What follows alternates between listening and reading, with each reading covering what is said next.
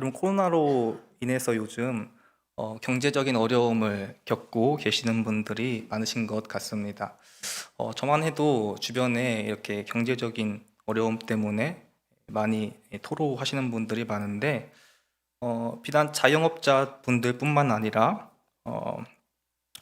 경제 전체가 타격을 받게 돼서 여러 분야에 있는 분들이 이제 재정적으로 많이 어려움을 겪고 계시는 것 같습니다.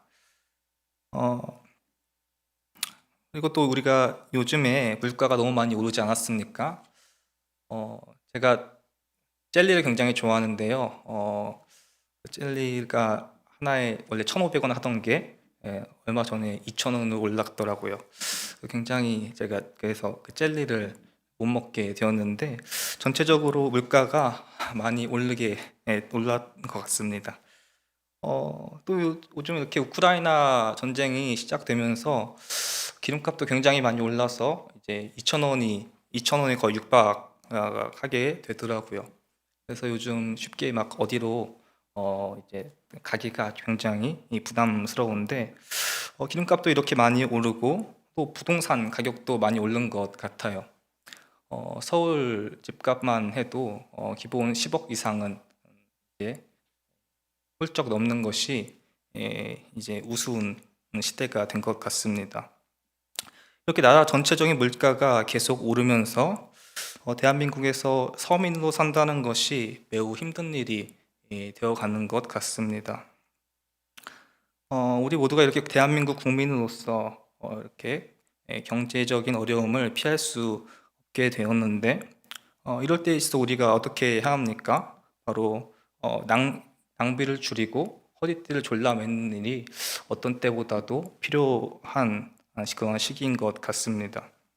물가는 오르고 수입이 그대로라면 우리가 나가는 지출을 줄이는 것이 당연한 일이겠지요.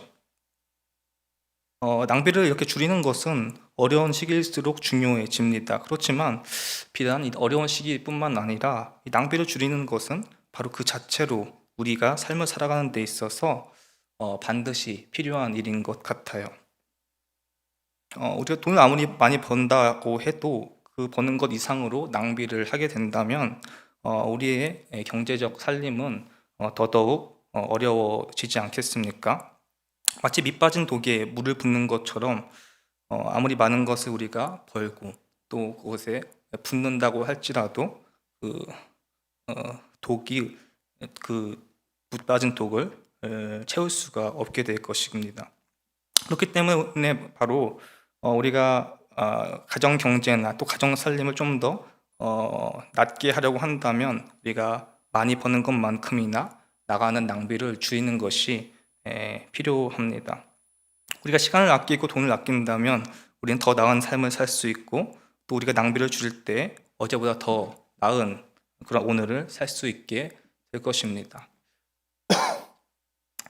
오늘 본문은 바로 이 낭비에 대한 에피소드로부터 시작이 됩니다. 오늘 본문에 보니까 한 여자가 예수님께 나와서는 매우 귀한 향유 한 옥합을 예수님의 머리에 붓는 그런 장면으로 시작이 되죠. 여기서 말하는 이 한 여자는 아마도 마리아를 지칭하고 있는 것 같아요. 그 힌트가 이제 그 본문이 시작할 때 베다니, 이 본문의 배경이 베단이라고 하는 것에서부터 이 베다니가 어떤 곳입니까? 예수님께서 나사로를 살리시고 나사로와 마르다와 마리아 그 3남매가 살고 있던 곳이 바로 베다니 아닙니까? 아마 이 베다니가 이 말씀의 배경으로 되는 것으로 보아서 아마 여기서 나온 이 한 여자는 마리아일 가능성이 높은 것 같습니다. 그리고 좀 더 정확하게는 이 요한복음에 가면은 이 본문에 대해서 설명하고 있는데, 거기선 정확하게 이 여자를 마리아라고 지칭하고 있어요. 그렇기 때문에 아마 이 여자는 마리아인 것처럼 보이는데, 마리아가 지금 본문에서 어떤 일을 하고 있냐면, 예수님께서 지금 식사하고 계신 중에 갑자기 나와서는 예수님의 머리에 이 향유를 붓는 것입니다. 당시 유대인들의 식사 문화는 누워서 식사를 하는 문화였는데, 예수님께서 누워 계실 때 마리아가 나와서 예수님의 머리에 향유를 부었습니다. 여러분, 이 향유 에피소드 너무나 많이 들어보셨죠? 이 향유 도대체 값이 얼마나 하는지 여러분 기억하고 계십니까? 이 향유의 가격이 얼마나 될까요? 네, 이 향유의 가격은 300데나리온이라고 합니다. 이 300데나리온이 어느 정도의 그 화폐의 가치인지 여러분 혹시 기억하고 계십니까? 1데나리온이 노동자의 평균 하루 품삯이라고 해요. 그럼 300데나리온은 만약에 오늘날 우리 화폐 가치로 따져서 10만 원이 그 하루 평균 품삯이라고 한다면 1데나리온은 아마 10만 원 정도가 되지 않겠습니까? 300데나리온은 아마 한 3천만 원 정도 될 거라고 생각해도 괜찮을 것 같아요. 어쨌든 이 300데나리온은 평균 노동자의 한 달 임금 정도가 되는 1년 임금 정도가 되는 그러한 가치인데, 지금 이 마리아는 바로 이 1년치 연봉에 해당하는 이 가격의 향유를 갑자기 예수님의 머리에 모두 들이붓고 있는 상황인 것이죠.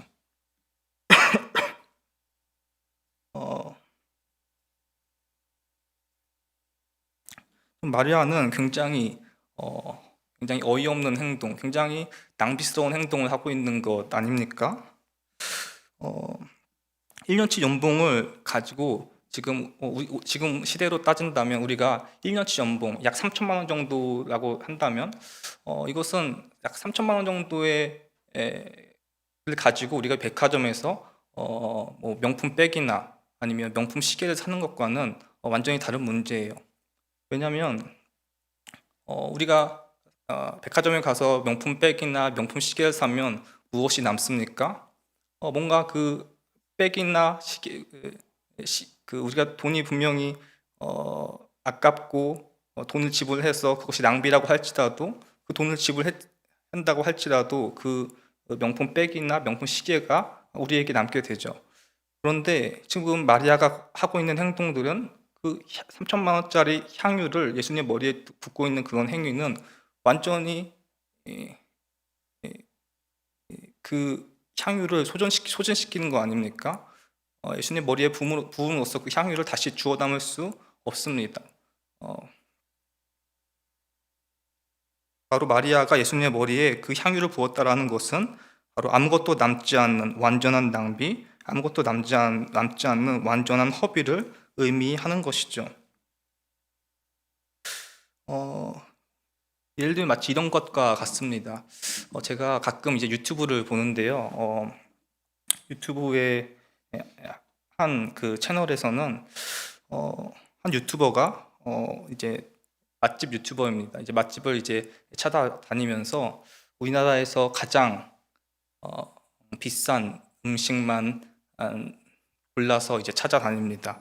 그리고 그 가장 비싼 음식을 파는 그 곳을 가면서 그 비싼 음식이 얼마나 그 가격대에 맞지 않는 퀄리티인지 이제 그것을 드러내는 그러한 영상을 이제 만들고 있는데 이 유튜버의 이 채널에서 보니까 어떤 제목이 영상에 있냐면 우리나라에서 가장 비싼 짜장면이라는 영상이 있는 거예요. 그래서 굉장히 이제 궁금해서 제가 그 영상을 클릭해 보았는데, 여러분 우리나라에서 가장 비싼 짜장면이 얼마인지 여러분 알고 계십니까?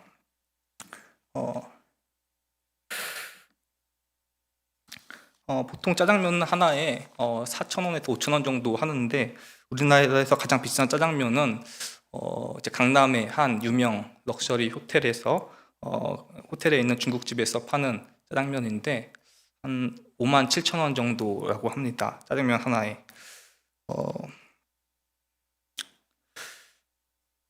저는 입이 싸구려라 그런지 뭐 4,000원짜리 짜장면이나 1,000원짜리 짜장면이나 아니면 이제 그 57,000원짜리 짜장면이나 그렇게 상관없이 저는 맛있게 먹습니다. 그리고 저는 절대로 제 돈을 주고 57,000원짜리 짜장면을 사 먹지 않습니다. 물론 이제 57,000원짜리 짜장면을 먹으면 조금 더 맛있겠죠. 그러나 저는 그걸 절대로 제 돈 주고는 사 먹지 않아요. 근데 지금 마리아가 하는 행동이 무엇입니까? 바로 예수님께 57,000원짜리 짜장면도 아닌 바로 3천만 원짜리 짜장면을 대접하고 있는 것이죠. 왜 그렇습니까? 향유도 한번 붓고 나면 완전히 소진되어 버리기 때문에 그것은 일회성입니다. 짜장면도 마찬가지지 않습니까? 짜장면도 한번 먹으면은 그것이 되돌릴 수 없는 거예요. 그러니까 마찬가지로 지금 마리아는 예수님께 3천만 원짜리 짜장면을 대접하고 있는 상황인 것이죠.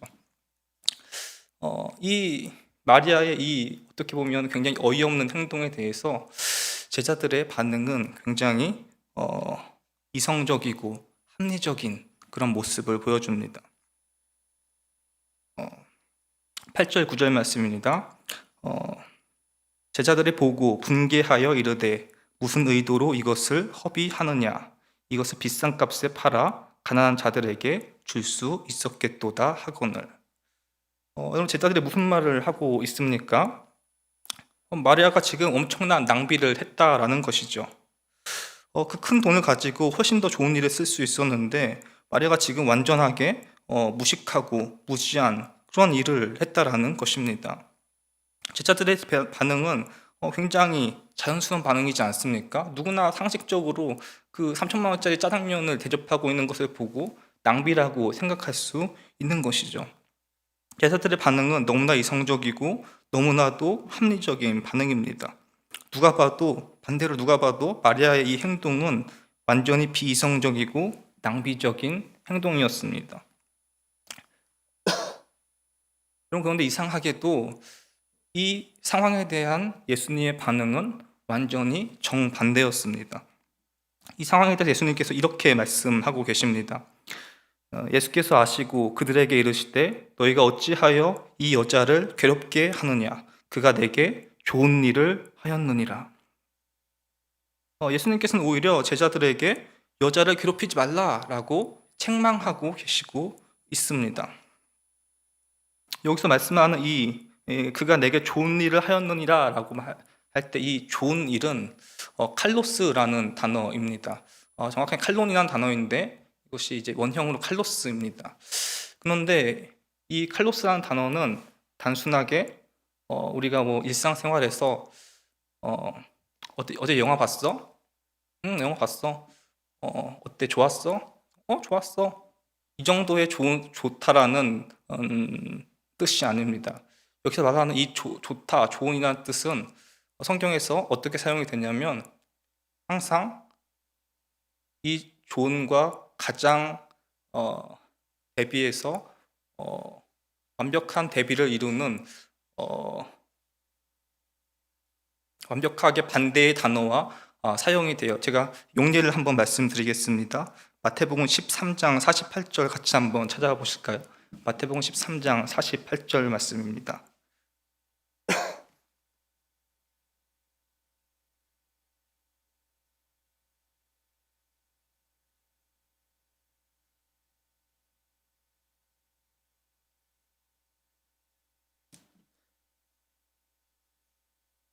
함께 읽어보겠습니다. 마태복음 13장 48절 말씀 시작. 그물에 가득함에 물가로 끌어내고 앉아서 좋은 것은 그릇에 담고 못된 것은 내버리느니라. 여기서 말하는 이 좋은 것이라고 할 때 이 좋은이 바로 칼로스라는 단어입니다. 근데 옆에 보니까 나란히 무슨 단어랑 같이 사용이 되고 있죠? 못된 것이랑 같이 사용이 되고 있습니다. 그러니까 이 칼로스라는 단어는 항상 성경에서 사용될 때는 어떠한 반대적인 개념과 같이 사용되면서 그 의미를 더욱 부각하고 있습니다. 용례를 한 번만 더 찾아볼까요? 로마서 12장 17절 말씀입니다. 한 번만 더 찾아볼까요? 이게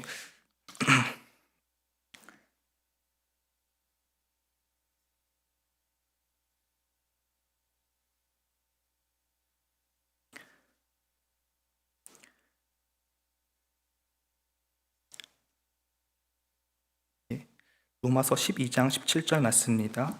함께 읽겠습니다. 시작. 아무에게도 악을 악으로 갚지 말고 모든 사람 앞에서 선한 일을 도모하라.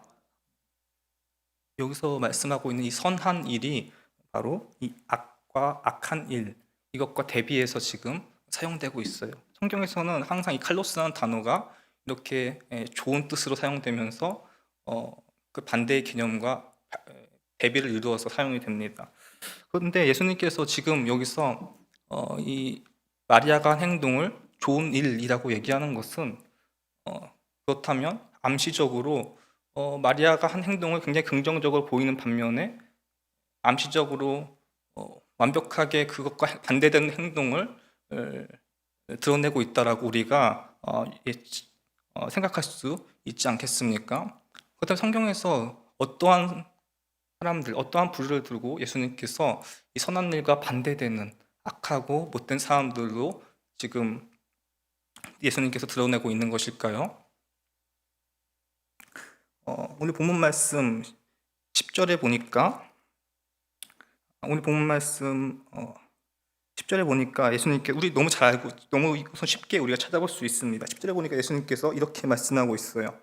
너희가 어찌하여 이 여자를 괴롭게 하느냐. 예수님께서 제자들에게 말씀하고 계시는 것이죠. 예수님의 마리아의 그 선한 행동에 대비해서 제자들은 그 마리아의 선한 행동이 낭비적인 일이다, 허비한 일이다 말하고 있었지만 예수님께서는 오히려 제자들에게 너희들이 하는 행동이야말로 못된 일, 악한 일, 그리고 너희들이 하는 행동이야말로 바로 낭비하는 일이다 라고 예수님께서 말씀하고 계시는 것입니다.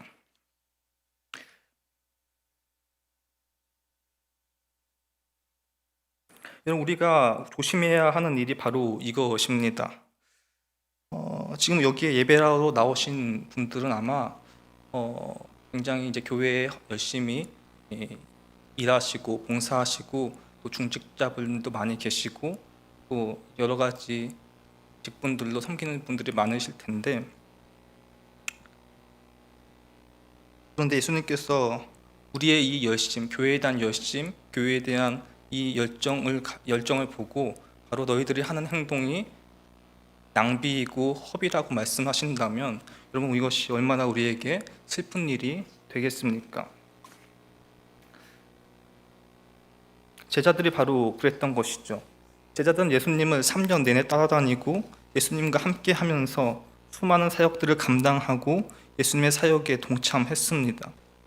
그러나 결국 이 중요한 시기, 예수님께서 이제 죽음을 앞에 두고 얼마 뒤면 이제 예수님께서 죽음으로 들어가시는 그 중요한 시기에 제자들은 예수님으로부터 어찌하여 이 여자를 괴롭게 하느냐라는 그러한 책망을 듣게 되었습니다. 제자들과 같이 바로 주님을 위한 우리의 이 열심이 헛된 일이 아니라 그리고 낭비가 아니라 주님께서 기뻐하시는 그 일이 되려면 우리는 이 본문에서 제자를 했던 그 행동이 아니고 바로 마리아의 행동을 따라서 우리의 삶이 마리아 행동과 같이 돼야 하는 것 아니겠습니까? 오늘 같이 말씀을 살펴보면서 마리아가 예수님께 했던 그 어쩌면 너무나도 비합리적인 것 같은 그 행동이 어째서 예수님의 큰 칭찬을 듣게 되었는지 같이 한번 살펴보는 것이 필요할 것 같습니다. 도대체 마리아가 했던 이 상식적으로는 도저히 이해할 수 없는 이 낭비적인 행동이 어떻게 예수님에게는 선하고 아름다운 일이 된 것일까요? 이것을 예수님께서는 11절과 12절 말씀에 이렇게 두 가지로 설명을 하고 있습니다. 마리아의 행동이 낭비가 아니라 선한 일이 될 수 있었던 그 첫 번째 이유는 바로 마리아는 자신이 행동해야 하는 적절한 때와 적절한 시간을 알고 있었다라는 것입니다. 11절에 보면 예수님께서는 가난한 자들은 너희와 항상 함께 있을 것이지만 나는 너희와 항상 함께 있지는 못할 것이다, 이렇게 말씀하고 계시죠.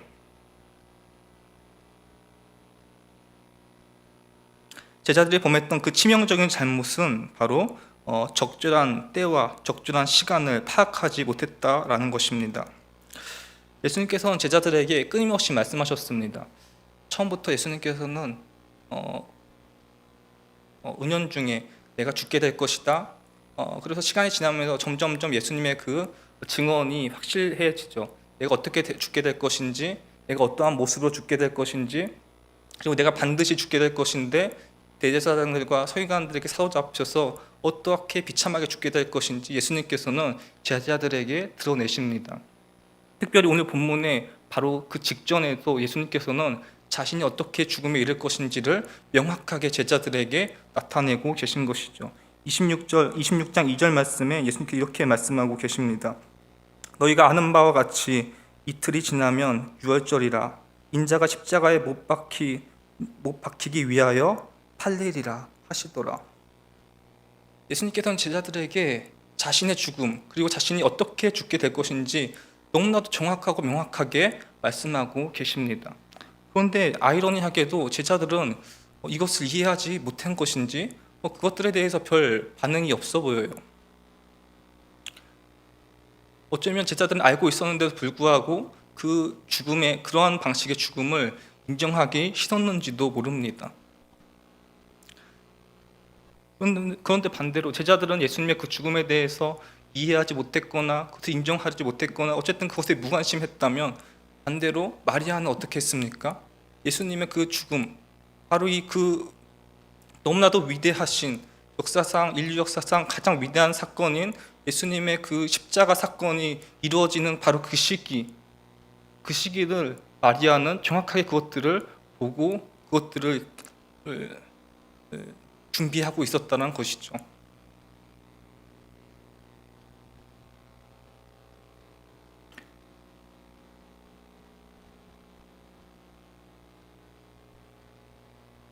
그렇기 때문에 마리아가 그 위대한 순간을 알고 있었다면 제자들은 예수님을 계속해서 따라다녔음에도 불구하고 그것들을 알지 못했기 때문에 그 마리아가 예수님 앞에 그 예수님의 그 죽음을 앞에 두고 예수님께 드린 그 값비싼 향유를 보고 너 그거 낭비하는 것이다.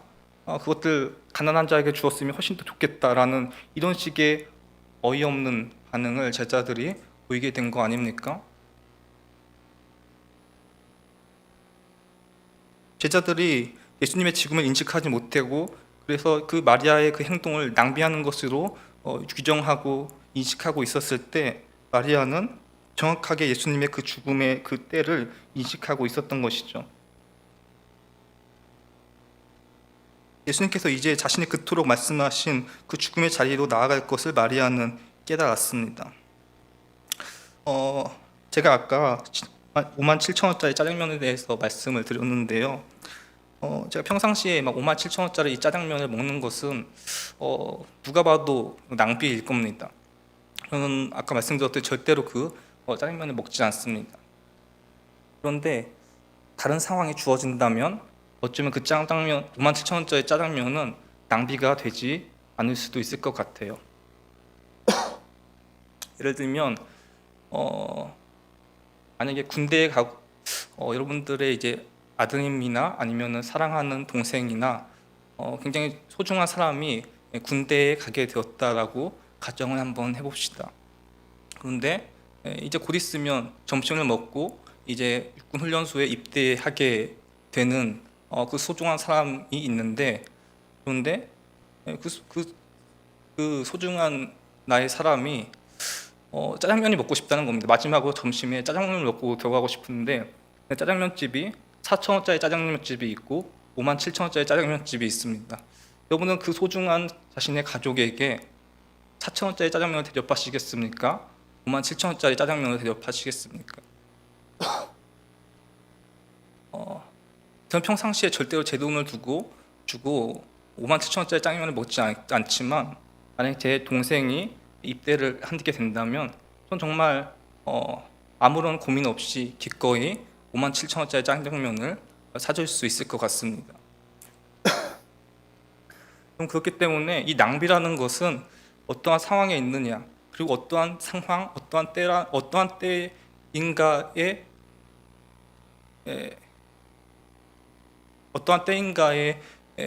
어떠한 때인지에 맞춰서 그것이 낭비인지 아니면 적절한 행동인지가 규정이 되는 것이죠.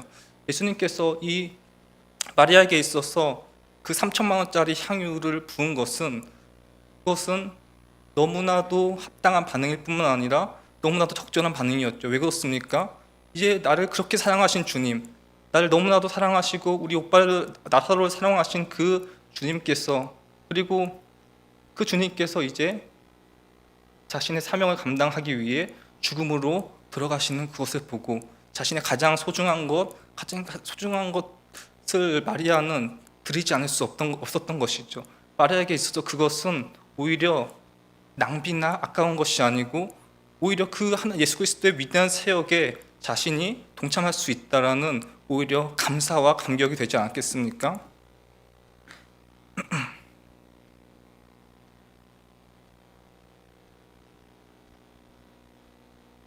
그럼 이처럼 마리아가 보여준 것처럼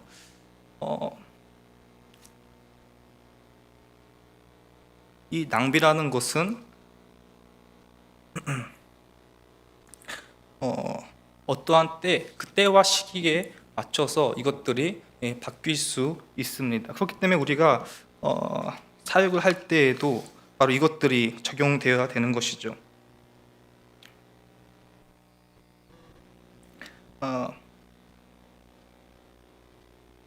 마리아가 예수님께 드렸던 그 향유가 겉으로는 쓸데없는 낭비처럼 보였지만 그것은 낭비가 아니었습니다. 왜냐하면 마리아는 예수님의 죽음이라는 커다란 사건을 앞에 두고 그것을 인식했고 또 그때에 맞는 적절한 반응을 보인 것이었기 때문이죠. 여러분, 우리가 바로 이 때를 잘 인식해야 하는데 교회에서 어떤 사역을 할 때 그 때와 시기를 잘 맞추어야 합니다. 예를 들면 지금 우리 코로나 시국이지 않습니까? 코로나 시국에서 그냥 우리가 정말 열심으로 교회 사역을 한다고 해서 지하철역이라든지 사람들이 붐비는 곳에 가서 예수천국 불신족 외치는 것, 물론 제가 그분들을 폄하하는 건 아니지만 그것은 어쩌면 지혜롭지 못한 그러한 방법일 수 있습니다. 또 아니면 우리 교육부서에서 보험이 되고 이제 서로 교제가 필요하다고 생각을 해서 교육부서에서 교사들 대동해서 봉소풍을 나간다라는 것, 시기나 때에 지금의 시기나 때에 맞지 않는 그러한 행동인 것이죠. 그렇기 때문에 우리가 어떤 사역을 하고 교회에서 어떤 열심을 할 때에는 그 시기와 때를 잘 맞추는 것이 바로 그것이 낭비가 될 것인가 낭비가 되지 않을 것인가를 결정한다라는 것입니다.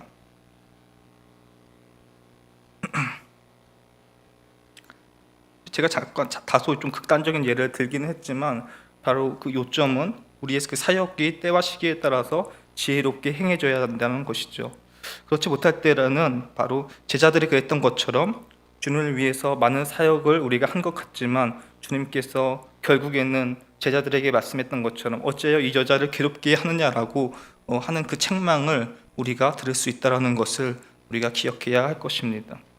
제자들과 같이 이런 비참한 자리에 빠지지 않고 주님께 민감함으로 반응하여서 사역에 있어서 그 때와 시기를 잘 분별하시는 우리 제2교회 모든 성도님들 되시기를 바랍니다.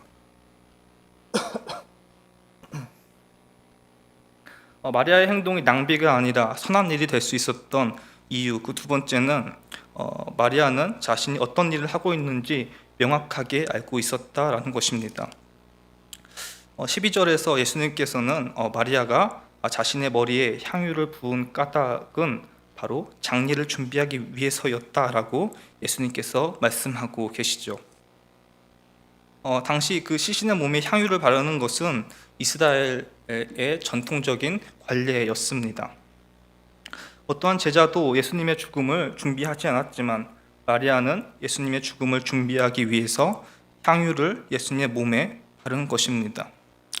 그런데 어쩌면 마리아는 단순히 예수님의 죽음뿐만 아니라 어떠한 죽음을 맞이하게 되실지에 대해서도 알고 있었을지 모릅니다. 왜냐하면 예수님께서는 어떻게 죽으십니까? 로마 그 법정에서 극악한 범죄자로서 십자가형이라는 법정 최고형에 처해지죠. 그런데 이 유대의 관습에서는 범죄자로 죽게 된 그러한 경우에는 그 몸에 향유를 바르지 않는다라고 해요. 그러니까 무슨 말이냐면 지금 마리아가 예수님의 몸에 향유를 바르는 이 행위는 예수님께서 이제 앞으로 받게 될 그 사형, 범죄자로서 십자가형에 처해지는 그런 상황, 그 상황을 마리아가 기억하고 있는 기대하고 알고 있었다는 것이죠. 예수님께서 범죄자로서 십자가형에 처해진다면 그 몸에 향유를 바르는 것은 불가능합니다. 근데 지금 마리아가 예수님의 몸에 향유를 바르는 것이 무엇을 뜻하는 겁니까? 예수님은 범죄자가 아니다. 예수님께서는 비록 십자가형에 처해질 것이고 모든 세상의 범죄자로 낙인 찍혀서 비참하게 죽을 것이지만 그럼에도 불구하고 예수님은 죄가 없으시고 정결하시고 무죄하신 분이시다. 그는 단지 우리의 죄를 짊어지셔서 십자가형에 처해 주시는 것이다 라고 마리아가 지금 예수님을 위해 변호하고 있는 것 아닙니까? 좀 그렇게 개인적으로 생각이 들었습니다.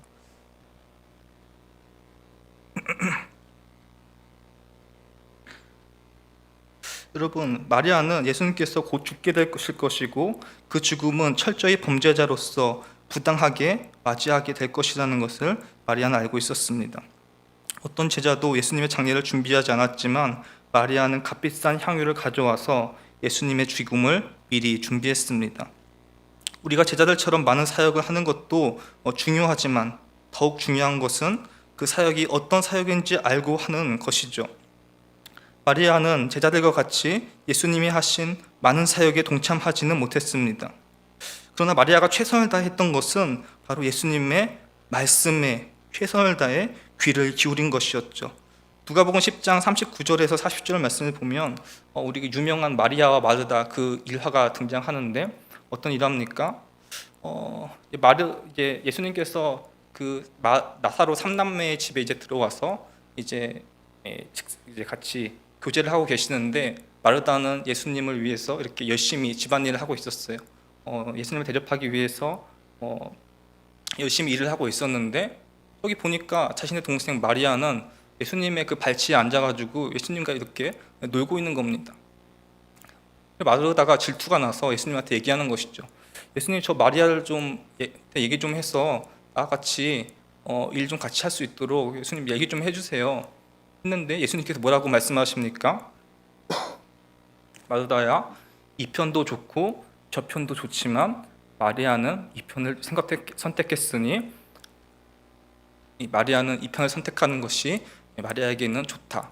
예수님께서 마리아의 그 일, 예수님 발치에 앉아서 말씀을 듣는 그 일, 그 행동을 예수님께서 허락하신 것 아닙니까? 여러분, 그런데 굉장히 흥미로운 것은 마리아는 마르다와 같이 열심히 일하지도 않았습니다. 예수님을 위해서 열심히 일하지도 않았고 제자들과 같이 예수님과 함께 동행하면서 많은 사역을 하지도 않았습니다. 그런데 마리아는 마르다가 할 수 없었고 제자들이 할 수 없었던 일을 마리아가 하게 되는 것이죠.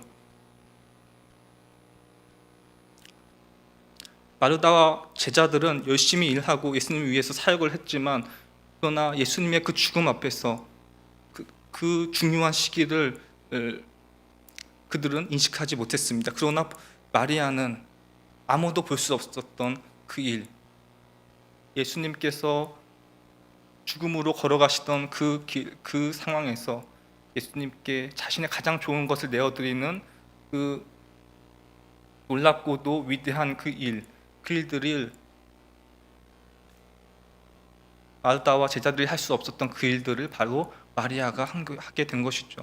그럼 무엇을 말씀드리고 싶으시냐면 마르다와 같이 열심히 사역하는 것, 제자들과 같이 정말 예수님의 일을 하는 것 너무나도 중요하지만 예수님께서 더 중요하게 생각하시는 것은 많은 사역을 할 수 없을지 몰라도 그러나 예수님께서 어떠한 길을 걸어가시고 있는가, 예수님께서 원하시는 것이 무엇인가, 예수님께서 하시는 사역이 무엇인가를 명확하게 이해하고 그것들을 바라보는 것, 예수님께서 바로 그것을 더 중요하다고 여기신다라는 것을 우리가 기억해야 한다라는 것입니다. 그럼 말씀을 마무리하겠습니다. 예수님께서는 13절에 이렇게 말씀하십니다.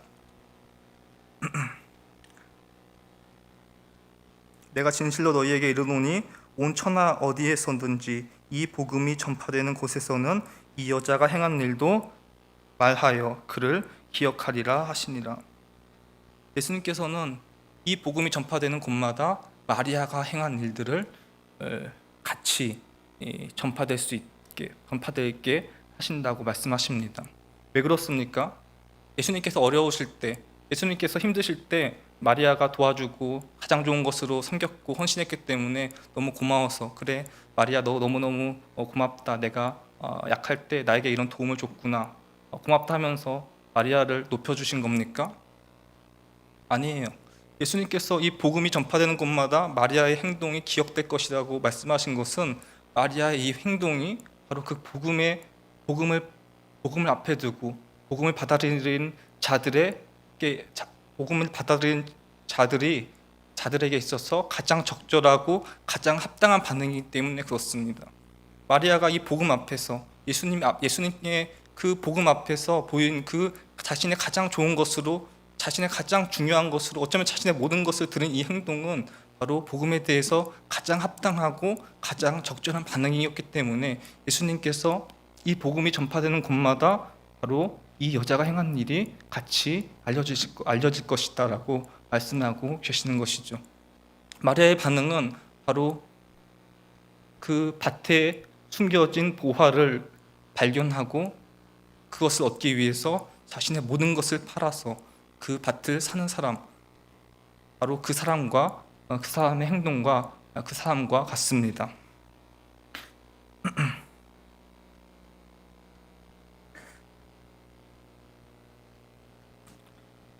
누군가는 마리아의 이 자신의 그 3천만 원짜리 향유를 예수님께 드리는 것을 보고 수많은 사람들이 그것을 낭비라고 얘기하겠지만, 그러나 복음의 가치를 아는 그 사람은 바로 그것이 낭비가 아니라 감사라고 말할 수 있습니다.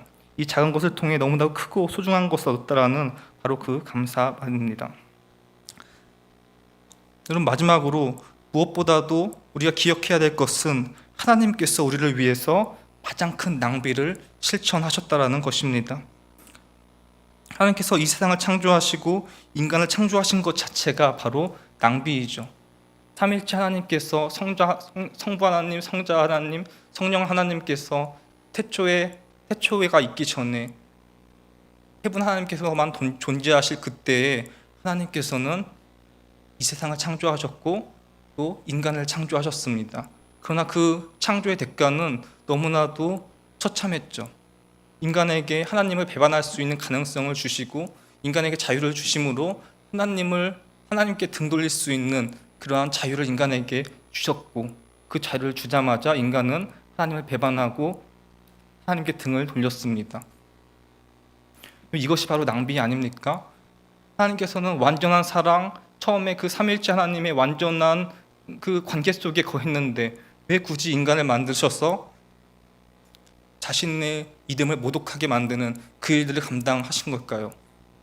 더 큰 낭비가 무엇이냐면 바로 그 인간을 위해서, 자신을 배반하고 자신을 모독한 그 인간을 위해서 그 하나님께서 인간이 되셔서 우리를 위해 죽으셨다는 것이죠.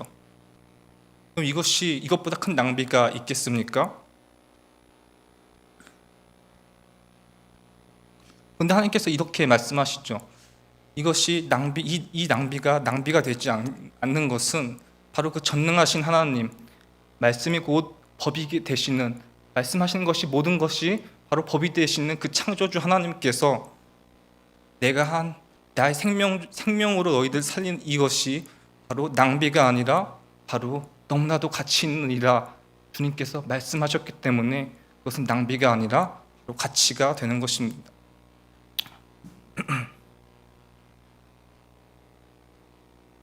너희는 나의 죽음과도 맞바꿀 정말로 소중한 존재이고 가치 있는 존재다라고 주님께서 말씀하셨기 때문에 하나님의 그것은 낭비가 아니라 너무나도 가치 있고 소중한 것이 되는 것이죠.